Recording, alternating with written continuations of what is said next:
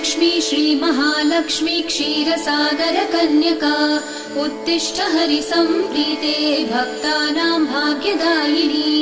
श्रीलक्ष्मी श्रीमहालक्ष्मी क्षीरसागरकन्यका उत्तिष्ठ हरिसम्प्रीते भक्तानां भाग्यदायिनी। उत्तिष्ठोत्तिष्ठ श्रीलक्ष्मी विष्णुवक्षस्थलालये उत्तिष्ठ करुणापूर्णे लोकानां शुभदायिनी। उत्तिष्ठोत्तिष्ठ श्रीलक्ष्मी विष्णुवक्षस्थलालये उत्तिष्ठ करुणापूर्णे लोकानां शुभदायिनी। श्रीपद्ममध्यवसिते वरपद्मनेत्रे श्रीपद्महस्तचिरपूजित पद्मपादे श्रीपद्मजातजननी शुभपद्मवक्त्रे श्रीलक्ष्मी भक्तवरदे तव सुप्रभातम्।